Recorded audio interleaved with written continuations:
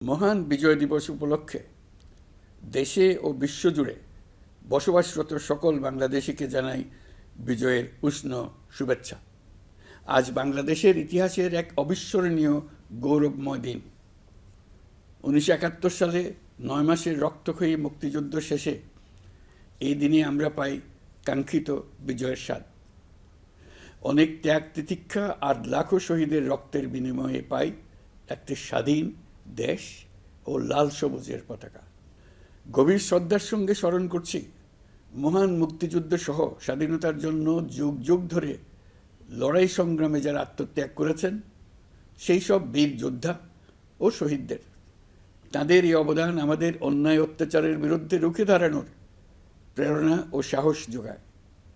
সকল সংকট সংগ্রামে দেখায় মুক্তির পথ। মুক্তিযুদ্ধে বিজয়ের মধ্য দিয়ে স্বাধীনতার যে নতুন সূর্য উদিত হয়েছিল, বিগত বছরগুলোতে তা স্বৈরাচার ও ফ্যাসিবাদে ম্লান হয়েছে। জুলাই গণ অভ্যুত্থানের মধ্য দিয়ে আমরা আবারও একটি বৈষম্যহীন, দুর্নীতিমুক্ত, স্বাধীন ও সার্বভৌম গণতান্ত্রিক রাষ্ট্র ব্যবস্থা প্রতিষ্ঠার সুযোগ পেয়েছি। অন্তর্বর্তীকালীন সরকার একটি উন্নত ও সুশাসিত বাংলাদেশের শক্তিশালী ভিত গড়ে তুলতে যে বিস্তৃত সংস্কার কর্মসূচি গ্রহণ করেছে, দেশের আপামর জনগণের সম্মিলিত অংশগ্রহণের মধ্য দিয়ে আজ আমরা তার সফল পরিসমাপ্তির পথে এগিয়ে যাচ্ছি। প্রিয় দেশবাসী, আপনাদের সামনে আজ উপস্থিত হয়েছি অত্যন্ত ব্যথিত হৃদয়ে। এই আনন্দের দিনে গভীর বেদনার সঙ্গে জানাচ্ছি জুলাই অভ্যুত্থানের সম্মুখ যোদ্ধা, ইনকিলাব মঞ্চের মুখপাত্র শরীফ ওসমান হাদির উপর সম্প্রতি যে হামলার ঘটনা ঘটেছে তা শুধু একজন ব্যক্তির উপর আঘাত নয়, এটি বাংলাদেশের অস্তিত্বের উপর আঘাত, আমাদের গণতান্ত্রিক পথ চলার উপরে আঘাত। শরীফ ওসমান হাদি বর্তমানে সংকটাপন্ন অবস্থায় চিকিৎসাধীন। তার চিকিৎসা ও নিরাপত্তা নিশ্চিত করতে সরকার প্রয়োজনীয় সব ব্যবস্থা গ্রহণ করেছে। ইতোমধ্যে উন্নত চিকিৎসার জন্য তাকে সিঙ্গাপুরে পাঠানো হয়েছে। আপনারা তার জন্য মহান আল্লাহ তাআলার কাছে অন্তরের অন্তঃস্থল থেকে দোয়া করুন। সরকার এই ঘটনাকে অত্যন্ত গুরুত্বের সঙ্গে দেখছে। ঘটনার সঙ্গে জড়িতদের প্রাথমিকভাবে চিহ্নিত করা গেছে। আমি দেশবাসীকে আশ্বস্ত করতে চাই, যারা এই ষড়যন্ত্রে জড়িত তারা যেখানেই থাকুক না কেন, তাদের কাউকে ছাড় দেওয়া হবে না। আমি পরিষ্কারভাবে বলতে চাই, পরাজিত শক্তি ফ্যাসিস্ট টেররিস্টদের এই অপচেষ্টা সম্পূর্ণভাবে ব্যর্থ করে দেওয়া হবে। ভয় দেখিয়ে, সন্ত্রাস ঘটিয়ে বা রক্ত ঝরিয়ে এদেশের গণতান্ত্রিক অগ্রযাত্রা কেউ থামাতে পারবে না। আপনাদের প্রতি আহ্বান জানাই, সংযম বজায় রাখুন, অপপ্রচার বা গুজবে কান দেবেন না। ফ্যাসিস্ট টেররিস্টরা যারা অস্থিরতা সৃষ্টি করতে চায়, আমরা অবশ্যই ঐক্যবদ্ধ হয়ে তাদের মোকাবেলা করব। তাদের ফাঁদে পা দেব না। পরাজিত ফ্যাসিস্ট শক্তি এদেশের পবিত্র মাটিতে আর কোনো দিন ফিরে আসবে না। প্রিয় দেশবাসী, আমাদের তরুণদের রক্ষা করুন, তাহলেই আমরা সবাই এবং আমাদের প্রিয় মাতৃভূমি রক্ষা পাবে। যারা দেশ ছেড়ে পালিয়ে গেছে তারা বুঝে গেছে তরুণ যোদ্ধারা তাদের পুনরুত্থানের পক্ষে ভীষণ রকম বাধা। এই অস্ত্রহীন, ভীতিহীন, ব্যক্তিগত স্বার্থ সম্বন্ধে সম্পূর্ণ উদাসীন দৈনন্দিন এই চেহারার ছেলে মেয়েদের নিয়ে তাদের সাংঘাতিক ভীতি। তাদের লক্ষ্য হলো নির্বাচন আসার আগেই পথের এই বাধাগুলো সরিয়ে ফেলা, নিজেদের রাজত্ব আবার কায়েম করা। তাদের বন্ধুরা যতদিন তাদের সঙ্গে আছে ততদিন তারা এই স্বপ্ন দেখবে। নির্বাচন হয়ে গেলে তাদের বন্ধুরা সমর্থন জোগাতে বেকায়দায় পড়বে। সেজন্যই তো এত তাড়াহুড়া। তারা চায় নির্বাচনের আগেই তাদের ফিরে আসা নিশ্চিত করতে। নানা ভঙ্গিতে এটা তারা করবে। এই চোরাগুপ্তা খুন করার যে উদ্যোগ, তার একটা রূপ। আরও কঠিনতর পরিকল্পনা নিয়ে তাদের প্রস্তুতি আছে। দেশের সবাইকে জোর গলায় বলতে হবে, আমরা তরুণদের রক্ষা করব। এখানে পুরনো আমলের দাসত্ব মেনে যারা আছে তাদেরকে দাসত্ব থেকে বের হয়ে আসতে হবে। উৎসবমুখর শান্তিপূর্ণ নির্বাচন করে আমরা সবাই মিলে দেশের উপর আমাদের পরিপূর্ণ দখল প্রতিষ্ঠিত করব। নির্বাচন অবধি আর বাকি মাত্র 2 মাস।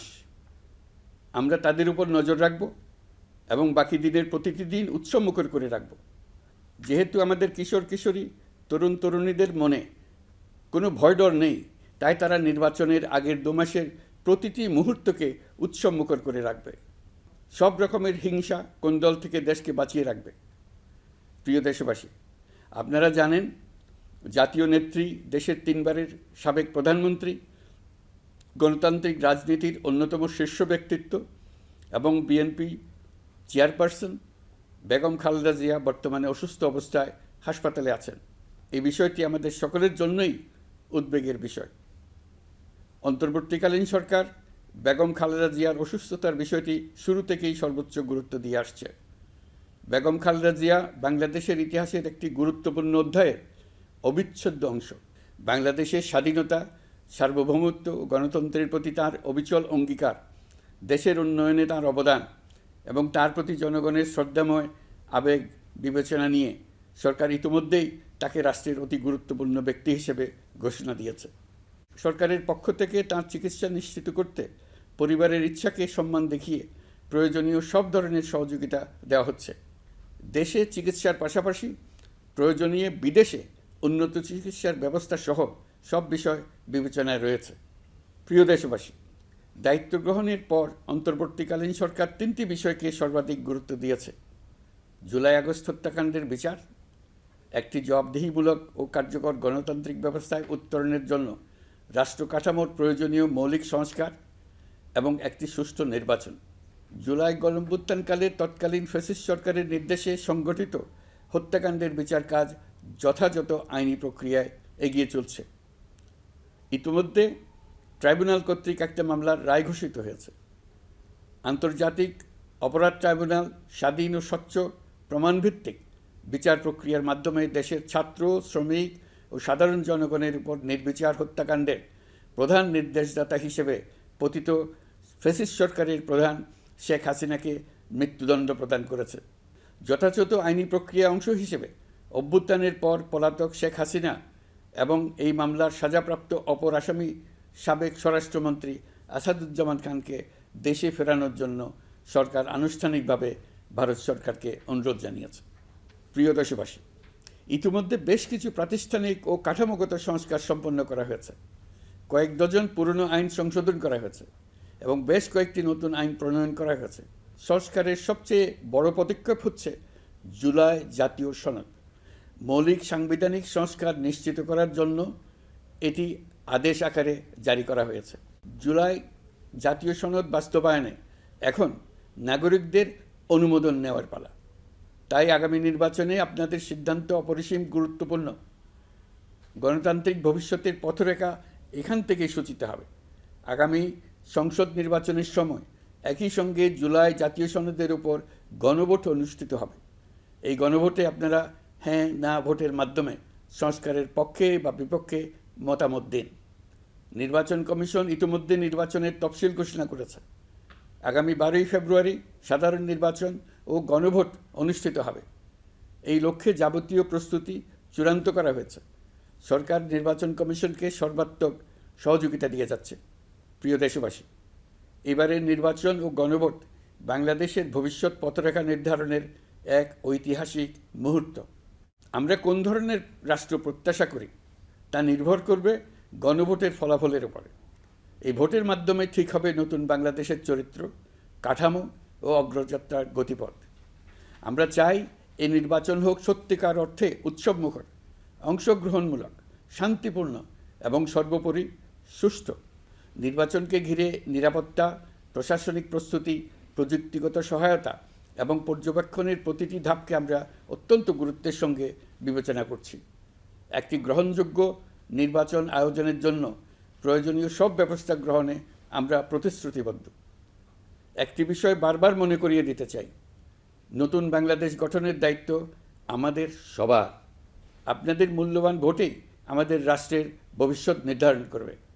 তাই ভোটকে শুধু কাগজে একটা সিল মারার আনুষ্ঠানিকতা হিসেবে দেখলে হবে না, বরং এটি হবে নতুন রাষ্ট্র বিনির্মাণে আপনার সক্রিয় অংশগ্রহণ, গণতান্ত্রিক অধিকার চর্চা এবং দেশকে এগিয়ে নিতে সরাসরি অবদান।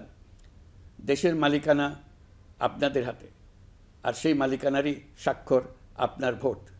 এই নির্বাচনের গ্রহণযোগ্যতা ও পবিত্রতা রক্ষার জন্য রাজনৈতিক নেতৃত্বের ভূমিকা অপরিসীম। আমি দেশের প্রতিটি রাজনৈতিক দলের নেতৃবৃন্দের প্রতি উন্মুক্ত আহ্বান জানাচ্ছি, আপনারা একে অপরকে প্রতিযোগী হিসেবে দেখবেন, কখনো শত্রু হিসেবে দেখবেন না। নির্বাচনের মাঠে এমন একটি সুষ্ঠু, গ্রহণযোগ্য, শান্তিপূর্ণ পরিবেশ তৈরি করুন যাতে দেশের মানুষ গণতান্ত্রিক প্রক্রিয়ার প্রতি আরও আত্মবিশ্বাসী হয়ে ওঠেন। যারা ভোট বাক্স ডাকাতি করবে তারা দেশের মানুষের স্বাধীনতা হরণকারী, তারা নাগরিকদের দুশমন। তাদের থেকে নাগরিকদের রক্ষা করা আমাদের সবার অবশ্য কর্তব্য। ভোট জনগণের ভবিষ্যৎ রচনার অক্ষর। ভোট বাক্সে ভোট জমা দিতে না পারলে কাঙ্ক্ষিত ভবিষ্যৎ আর রচনা করা যাবে না। আপনার ভোট আপনি সযত্নে ভোট বাক্সে দিয়ে আসুন। কেউ বাধা সৃষ্টি করলে তাকে সুশৃঙ্খলভাবে প্রতিহত করুন। আইনশৃঙ্খলা বাহিনীর সহযোগিতা নিন। ভোটের উপর নির্ভর করছে আপনার আমার সবার ভবিষ্যৎ, আপনার আমার সন্তানের ভবিষ্যৎ। যোগ্য লোককে ভোট দেন, জাতির ভবিষ্যৎ নিশ্চিত করুন। মনে রাখবেন, ভোট রক্ষা করা দেশ রক্ষা করার সমান দায়িত্ব। ভোট রক্ষা করুন, দেশকে রক্ষা করুন। ভোট দেশকে এগিয়ে নিয়ে যাওয়ার গাড়ির চাকা। এই চাকা কাউকে চুরি করতে দেবেন না। আসন্ন জাতীয় নির্বাচন ও গণভোটকে সামনে রেখে প্রশাসনকে আরও কার্যকর, নিরপেক্ষ ও নির্বাচনী পরিবেশের উপযোগী করতে সরকার মাঠ প্রশাসন ও পুলিশ প্রশাসনে বেশ কিছু রদবদল করেছে। এই পরিবর্তনগুলো কারো প্রতি অনুরাগ বা বিরাগ প্রসূত নয়। এগুলো করা হয়েছে দক্ষতা, যোগ্যতা এবং পেশাগত সক্ষমতার ভিত্তিতে। আমাদের লক্ষ্য একটাই, দেশের প্রতিটি ভোটার যেন ভোট দিতে পারেন নিরাপদ পরিবেশে, ভয়মুক্ত মনে এবং সর্বোচ্চ স্বাধীনতায়। নির্বাচন কমিশন যদি মনে করে আরও কোনো পদক্ষেপ প্রয়োজন, তা কমিশন অবশ্যই গ্রহণ করবে। প্রিয় দেশবাসী, জুলাই সনদ জাতির ভবিষ্যৎ পথযাত্রার একটি ঐতিহাসিক দলিল। এই সনদে আমরা যে সংস্কারমালা প্রস্তাব করেছি, রাজনৈতিক স্থিতিশীলতা, বিশ্বাসযোগ্য নির্বাচন, প্রশাসনিক জবাবদিহিতা, দুর্নীতি হ্রাস, অর্থনৈতিক পুনর্গঠন এবং সমাজে সম অধিকার প্রতিষ্ঠা, এসব বাস্তবায়নের জন্য প্রয়োজন জনগণের সুস্পষ্ট মতামত। কারণ একটি জাতীয় রূপান্তর কখনই একক নেতৃত্ব বা একটি প্রশাসনের মাধ্যমে টেকসই হয় না। জনগণকেই চূড়ান্ত সম্মতি দিতে হয়। এই কারণেই আমরা গণভোটের আয়োজন করেছি, যাতে দেশের ভবিষ্যৎ সংস্কার দিশা নির্ধারণে জনগণ সরাসরি সিদ্ধান্ত দিতে পারেন। এই গণভোট হবে বাংলাদেশের ইতিহাসে নতুন মাইলফলক। এখানে আপনাদের প্রতিটি ভোট আগামী দিনের রাষ্ট্র ব্যবস্থার ভিত্তি স্থাপন করবে। এবারের নির্বাচনটি অনেক বেশি গুরুত্বপূর্ণ, কারণ একই দিনে এবার দুটি ভোট, একটি সংসদ সদস্য নির্বাচনের ভোট আর একটি গণভোট, যার প্রভাব হবে শতবর্ষব্যাপী। কাজেই অবশ্যই ভোট দেন, ভবিষ্যৎ নিশ্চিত করুন। এর মাধ্যমে আপনারা জানিয়ে দিন, আপনারা কি জুলাই সনদের সংস্কার কাঠামোকে এগিয়ে নিতে চান কি চান না। আপনাদের ভোটই নির্ধারণ করবে রাষ্ট্র কোন পথে অগ্রসর হবে, প্রশাসন কোন কাঠামোয় পুনর্গঠিত হবে এবং নতুন বাংলাদেশ কেমন রূপ পাবে। প্রিয় দেশবাসী, আপনারা জানেন জুলাই অভ্যুত্থানের সময় আমাদের প্রবাসী ভাই বোনেরা কী তৎপরতার সঙ্গে এগিয়ে এসেছিলেন। ফেসিবাদের মসনদ গুড়িয়ে দিতে তারা অভূতপূর্ব ভূমিকা রেখেছেন। প্রবাসীদের এই ভূমিকা শুধু জুলাইয়েই নয়, আমরা দেখেছি 1971 সালের মহান স্বাধীনতা সংগ্রামের সময়ও। কিন্তু পরিতাপের বিষয় হচ্ছে, আমাদের এই প্রবাসী ভাই বোনেরা কখনোই ভোটাধিকার পাননি। অন্তর্বর্তীকালীন সরকারের সক্রিয় উদ্যোগের ফলে প্রথমবারের মতো লাখো লাখো প্রবাসী এবার পোস্টাল ব্যালটের মাধ্যমে ভোট দিতে যাচ্ছেন। এর ফলে প্রবাসীরা অত্যন্ত আনন্দিত, আমরাও আনন্দিত। একই সঙ্গে অনেক প্রবাসী নানা জটিলতায় উদ্যোগে সামিল হতে না পেরে ব্যথিত। আপনাদের আবেগের প্রতি আমরা শ্রদ্ধা রেখে বলছি, এবারের যে ধারা শুরু হলো তা ভবিষ্যতে থামবে না।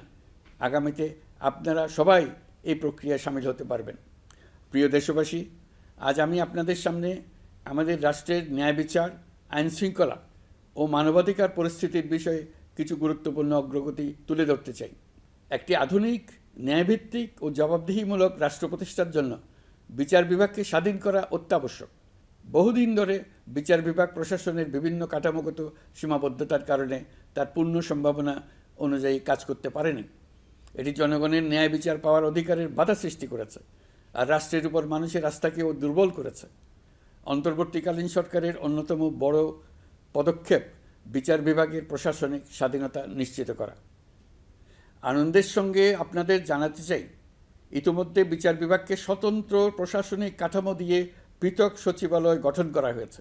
এই পদক্ষেপ বাংলাদেশের বিচার ব্যবস্থার সংস্কারের ইতিহাসে একটি যুগান্তকারী মাইলফলক। এখন থেকে আর রাজনৈতিক কোনো চাপ বা প্রভাবের মাধ্যমে বিচারিক স্বাধীনতা যাতে ব্যাহত না হয়, সে নিশ্চয়তা আরও জোরদার হবে। প্রিয় দেশবাসী, আমাদের দেশের পুলিশ প্রশাসন দীর্ঘদিন ধরে নানা সমস্যার মুখোমুখি। ফ্যাসিস্ট আমলের দুর্নীতি, ক্ষমতার অপব্যবহার ও স্বার্থান্বেষী নিয়োগের কারণে সাধারণ মানুষ পুলিশের প্রতি আস্থা হারিয়েছে। আমরা চাই এই আস্থা পুনঃপ্রতিষ্ঠিত হোক। সেই লক্ষ্যে গৃহীত হয়েছে পুলিশ কমিশন অধ্যাদেশ 2025। ফ্যাসিবাদী শাসনামলে আমাদের মানবাধিকারহীন এক ভয়াবহ রাষ্ট্রে বসবাস করতে বাধ্য করা হয়েছিল। অথচ সেই ফ্যাসিস্ট সরকারেও জাতীয় মানবাধিকার কমিশন নামে একটি সংস্থার অস্তিত্ব ছিল। মূলত আজ্ঞাবহ লোকদের দ্বারা এই ধরনের প্রতিষ্ঠানগুলো পরিচালিত হতো নিজেদের অপকর্মের বৈধতা নিশ্চিত করার স্বার্থে। এই অসাধু ব্যবস্থার পরিসমাপ্তি ঘটানোর উদ্দেশ্যে অন্তর্বর্তীকালীন সরকার জাতীয় মানবাধিকার কমিশন অধ্যাদেশ 2025 জারি করেছে। প্রিয় দেশবাসী, আমরা আজ এক নতুন ইতিহাসের দোরগোড়ায় দাঁড়িয়ে আছি। এই দেশ আমাদের, এই রাষ্ট্র আমাদের, এর ভবিষ্যৎও আমাদের হাতেই। এখন আমাদের ঐক্যবদ্ধ হয়ে সামনে এগিয়ে যাওয়ার পালা। আমরা এবারের বিজয় দিবসকে জাতীয় জীবনে নতুনভাবে ঐক্যবদ্ধ হওয়ার সুবর্ণ সুযোগ হিসেবে নিতে চাই। মহান মুক্তিযুদ্ধ ও জুলাই গণ অভ্যুত্থানের ঐতিহাসিক অনুপ্রেরণা ধারণ করে জনগণের ক্ষমতায়নের লক্ষ্যে এগিয়ে যাওয়া এবং গণতান্ত্রিক উত্তরণের পথে যেই নবযাত্রা সূচিত হয়েছে তা এগিয়ে নেওয়াই আমাদের সম্মিলিত দায়িত্ব। আসুন শতবর্ষের সংগ্রাম ও বহু কষ্টে অর্জিত স্বাধীনতাকে পূর্ণতা দিতে নতুন প্রজন্মের জন্য একটা নিরাপদ, সুখী ও সুন্দর বাংলাদেশ গড়ে তোলে। ধর্ম, বর্ণ, গোষ্ঠী এবং লিঙ্গ পরিচয় নির্বিশেষে সবাই ঐক্যবদ্ধভাবে হাতে হাত রেখে এগিয়ে যায় শান্তি, সমৃদ্ধি ও গণতন্ত্রের পথে। আসুন ন্যায় বিচার, গণতন্ত্র, মানবিকতা ও উন্নয়নের পথে একসঙ্গে এগিয়ে যাই। সবাইকে আবারও মহান বিজয় দিবসের আন্তরিক শুভেচ্ছা জানাচ্ছি। আল্লাহ হাফেজ।